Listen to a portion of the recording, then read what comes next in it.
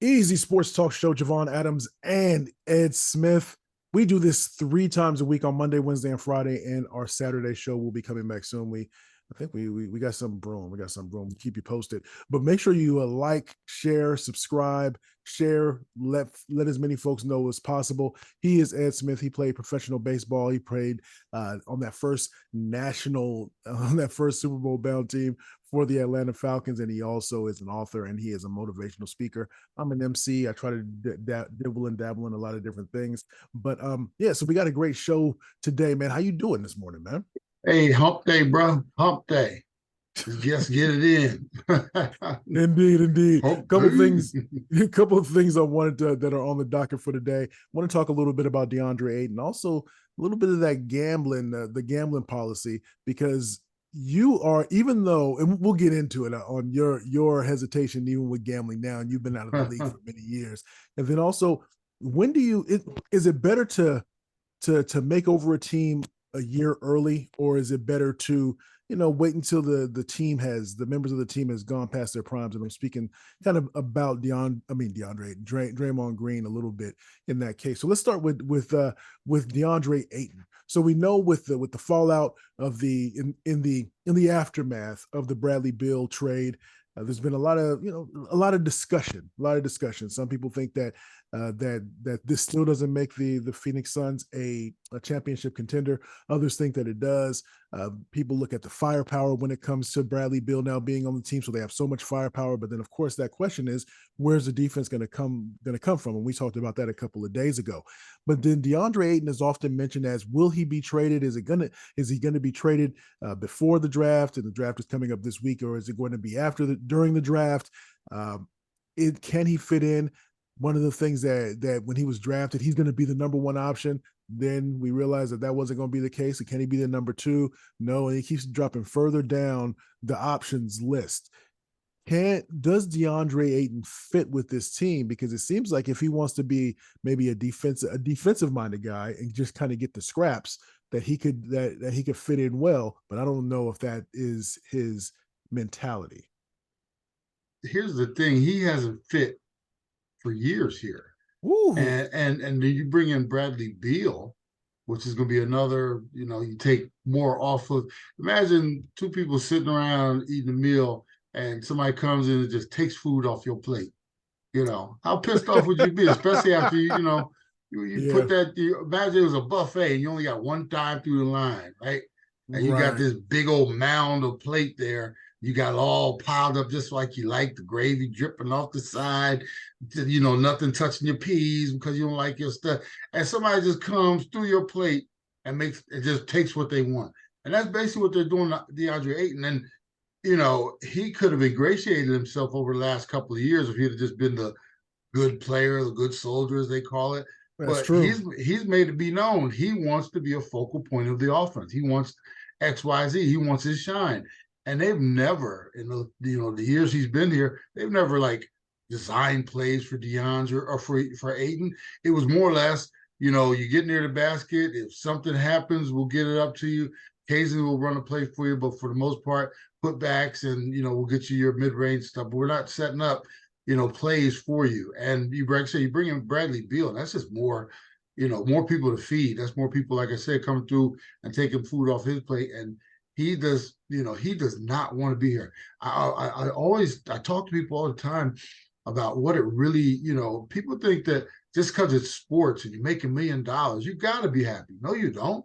No, you don't. People around this country right now going into an office or sitting somewhere they don't want to be, and it's like, damn, looking at the clock, trying to figure out when it's going to be, the day is going to be over so they can cash out as fast as they can, not do anything extra above and beyond because they want to go home. Same thing with sports. And I mean, just because you could be making all the money in the world, you could be a lawyer making all kinds of money, whatever, and you still be unsatisfied because of maybe you got in this, maybe you're, as you mentioned, you're at a place where you don't want to be. Maybe you want to be at a different law firm or ergo maybe money a different team, right? Something like that. And so that, for sure. So I don't think, there's nothing. Here's the thing. We all know, us talking about it and all the other talking heads, that DeAndre Ayton is not long for this roster. They're going to they're already talking and trying to figure out how they can get him out of here to get more players in here. You got 4 guys on max deals. That's not, they were all, bomb superstars, and you might consider trying to keep them and figure stuff out, but he doesn't want to be here. They're already probably working behind the scenes to get more guys in here, mid-level guys. And Deandre is his bags are already packed. Let's just say that they've had the conversations. He knows he's not going to be here. I know Vogel would have liked him here because he's Vogel's type of player, and he would have been a new guy to work with, and maybe get past the relationship that he had with Monty. But he's a scoring dude, man. He's ready to get out of here, and the fit just isn't right. We've seen it even up to this point. What's interesting, I wonder.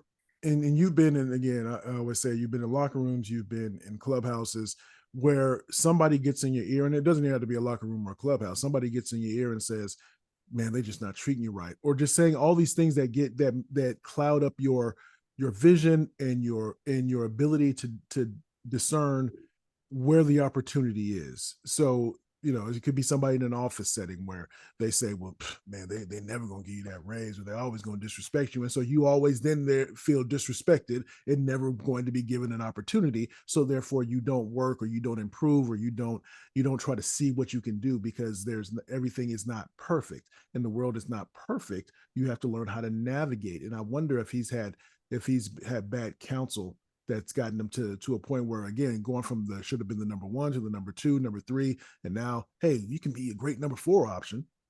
I wouldn't call it bad counsel. I would just call it dudes that are on his side. There are in every locker room, bro. There are cliques. It's just like an office. You see people hanging around the water cooler, or they want to go get lunch together and get off to have their conversations and maybe go smoke together, whatever they're gonna do. They got their little factions. Same thing with a locker room. You got dudes, will eat together at lunch. Or go out. I'm not sure how they handle it with basketball. Obviously, with football, you got training camp, and baseball, we have those long seasons, bus rides, plane rides, stuff like that. But I'm sure DeAndre's got a dude or two that, hey man, let's go grab us a beer real quick. They go somewhere, or when practice is over, they finish shower, their lockers are next to each other. You hear the whispering, somebody comes around, it's like everybody gets quiet, But he's got a dude that is in his corner. DeAndre, they ain't never respected you. Ain't never, man, you bring this to the table. There's probably a dude way down on the bench who's happy to be there. Great to be, tied to DeAndre, because, and every chance he gets, he's in his ear letting him know, man, they should be, you should be getting the ball every time down the court. And, Monty, man, how are they going to treat you like this? And, it's just the nature of conversation. And like I said, it's a dude that's in his corner. Doesn't have to be anybody, with a plan to put the bomb under the seats or anything like that, blow it up. Right. It's just a dude that's on his team, on his side, and everybody has those. And by right, I here's the thing. I try to see 2 sides, sometimes 3 sides of every situation, because there are always more than one side. We get the side they want us to hear, but I'm sure there's stuff going on behind the scenes. And as a former athlete, I can understand where DeAndre is coming from to a certain degree. Okay. He just wants to be more of a focal point. They've never made him a focal point. So his thing is, well, why not let me go? Let me go be a focal point somewhere else. Indiana wanted to max him out last year as far as they could. The Suns weren't going, and what the Suns do, they go match the Piddly offer. I'm saying piddly, but we're talking about millions of dollars. But they go match the offer to bring him back. He's like, if you wanted me, how come you didn't max me out? Because they did take some money off his plate. So they did. Easy Sports Talk Show. So we get to that gambling. We're gonna get that last. But so Draymond Green decided to decline his option, so he's going to become a free agent. It was announced a couple of days ago. But you can go on and talk about Draymond, whatever. But my question is, we often hear about Bill Belichick getting off of players early, 1 year early or 1 or 2 years early, as opposed to sticking with them 1 or 2 years when they're past their prime, or when they've lost that mojo. What's your philosophy on it? Is it better to make over a team a year early, or do you wait until you've exhausted everything, you got every last drop out of that particular squad, that core unit before you move on? Because the Warriors have done that. They've tried to bring in some new talent over the years, but for whatever reason, one of my Steve Kerr just really didn't try to play those players, because I think he was in the, I've heard rumors and read some things where he just was, I'm sticking with the dudes that got me here, as opposed to even trying to groom this new talent. What's your thoughts on year too early, or wait until it's all exhausted? How many times have you walked around without you charging your phone battery, and you walk through? It's like, man, I know I'm leaving the house in about an hour or two, and you walk around and you keep looking at it. Man, I don't feel like, and next thing you know, it's time to go. And you look down, you got 53% on your phone, but you're going to be out all day, maybe going into a remote area or something like that. Damn, I wish I'd have charged that phone, And all of a sudden now you're out and you forget that your car charged, something wrong with your car charger. So you got to make this thing work the rest of the day. Same thing goes with these rosters, man. Okay. Why would you want to stretch it out? The smart owners. Now, I will say this much. I'm being contradictive because in my own mind, back in the late 90s, I wish they would have extended the Bulls run. Right. With Michael Jordan and, Scottie Pippen and, Rodman. They could have done it another year or even two to see if they could get another chip or two. Yeah. But Krause and the gang, they were like, man, now we're done. And, they paid the price for what they did, because I don't think they were smart about it. There's sometimes you just got to do it. But there are other times when the smart GMs, the smart owners, they get off it early and start. Here's the thing: you can't get off it and just not have a direction to go in. For the Bulls, I thought you didn't have another way to go. Hey, extend it and figure, or go and make a plan to replace what you got, because they went into purgatory after they, refused to sign Michael and the boys and stuff like that. With some of these, like with the Warriors, they strike me as an organization that's smart. They should be ahead of the curve instead of behind the curve, but feelings get attached, and that might be why the other GM he was like, look, I'm gonna go ahead and tap out, because they didn't want to. Think about it this way: you are the chef. I say you used to, let's say you have Wagyu beef, or however you pronounce it. So you got this core of players, right? You got Draymond, you got Clay, you have, of course, Curry, and you got Green, and so you have this wonderful, these ingredients, but for whatever reason, Clay is breaking down, and then Draymond is, I don't care what anybody says, Draymond's a good player, but he fits on for that core of player. But then I say, hey, Ed, I got this, I'm gonna bring you some other ingredients just to be able to, just start cooking with them every once in a while. And you say, nah, all I do is cook with this high quality, super high quality. No. Well, just try this. It's okay. I mean, just try to ease it in a little bit, maybe once or twice a week, or maybe even every other week or something like that. Just get these ingredients in. And it doesn't seem like that Kerr was willing to do that. And that maybe that's, what is it? Cutting off your nose to spite your face. Mm-hmm. Even Wagyu beef, Jay, has a shelf life. Right. I don't care what, every ingredient, whether it's those shallots, the prime, whatever, everything has a shelf life. You can only extend, unless you're going to freeze it. Man, put nobody in cryogenesis or anything like that. Right. But everything has a shelf life. And so do these rosters, and so do these combinations. And here's the thing: they don't all expire at the same time, Jay. You got to be smart. If you just bought something yesterday for an ingredient that you bought last week, well, you better get to cooking this. Like, if today is Wednesday, you better get to cooking tomorrow, meaning Thursday, and not trying to wait till Sunday, because one's going to be fresh, one's going to be past its expiration.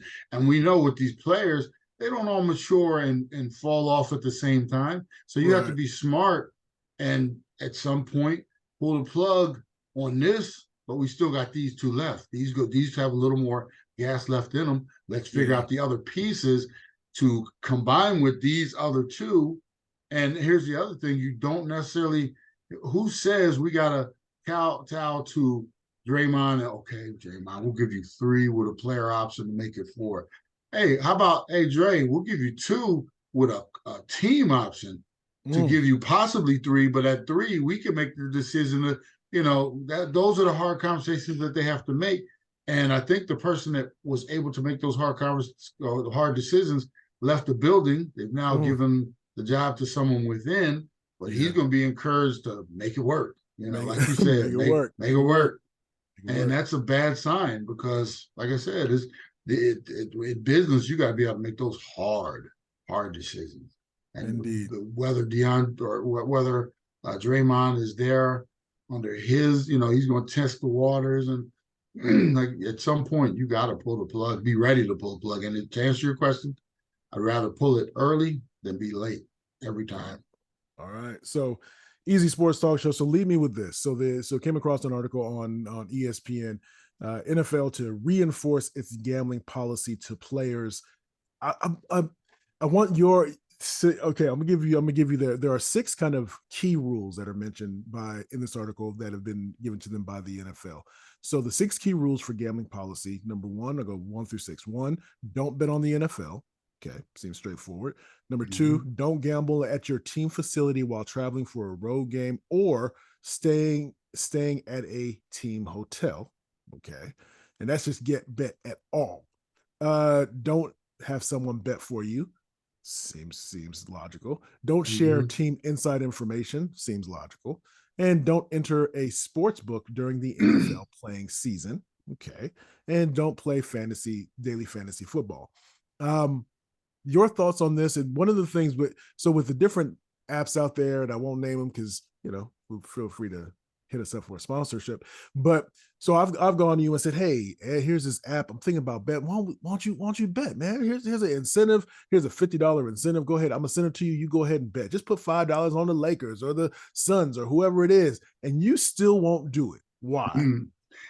I still have that fear in the back of my mind. I don't know why. I'm a grown man. I can do what I want. But when I was playing, I knew the rules and I obeyed the rules. I wasn't trying to put my money in jeopardy at all. Right. And when you think about it, Jay, you got these dudes, Ridley, they're making millions of dollars, right? Yeah. What are you betting when you're betting to make a couple hundred or a couple thousand or even a few $1,000s when you're making millions already? You're putting your livelihood, your family's future in jeopardy. I don't know what it is. And I for me, it is so easy to say no. And I don't know what the lure is. Now, it's the excitement. Maybe it's the excitement. Maybe it's, I don't know. I got a whole bunch of money. I want to put a couple more stacks on that. I can't tell you what it is. For me, it's plain flat out stupidity. You go down the rules. I mean, those are there's a couple of them. Like, there's a couple that's silly, like the don't bet on, it seems like that if I interpret number 2, don't bet on any sport when you're at the team facility, because that's why one of the players got suspended from Detroit. Well, don't bet on any sport where you're at the team facility or on the road at a team's hotel.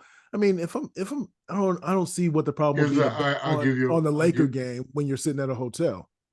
Because it spawns other activity. I mean, for me, I just think you shouldn't be pulling out the Bet Online app while you're at the facility to bet on anything, because once you're doing that, the lines start get drawn a little bit because you're in a place where there's information and stuff and things going on at all times.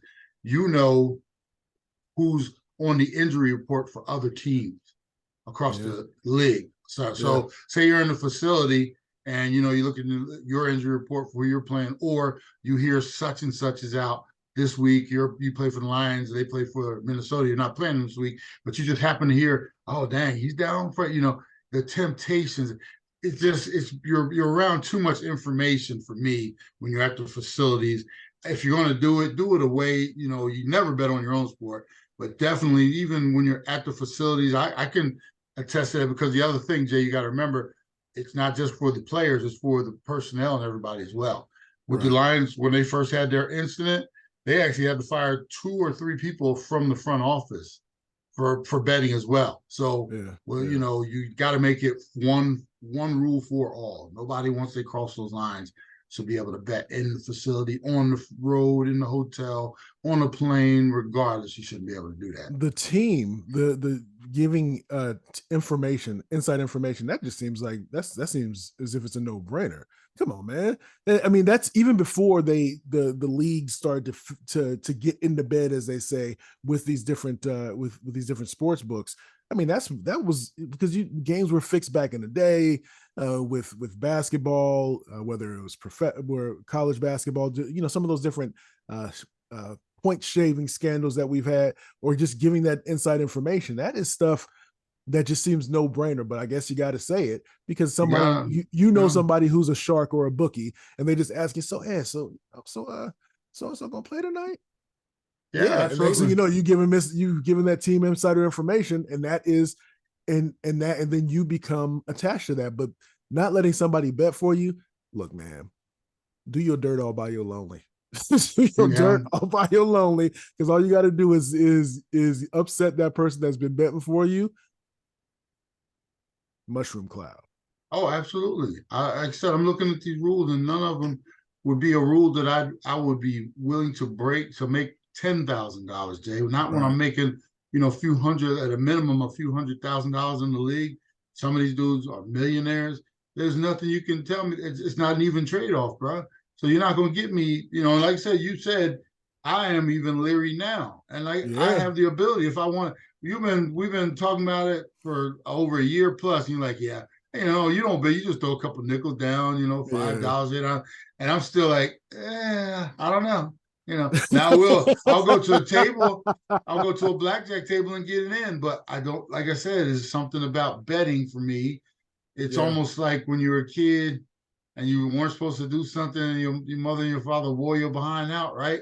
And Uh-huh. you're a grown man now, and you still have to. It's like you still remember them ass whoopings, man. You still Yeah. remember them, and I just, for me, it's like, yeah, nah, I'm good, I'm good. I And that's can't how we do do it. That's how we do it. Easy it. Sports Talk Show. We do it Monday, Wednesday, Friday. We will see y'all on Friday. Make sure you tell a friend to tell a friend about what we have going on. Like, share, subscribe, so it arrives in your inbox fresh and ready to go once we finish this. So, as we always like to say around this time, you can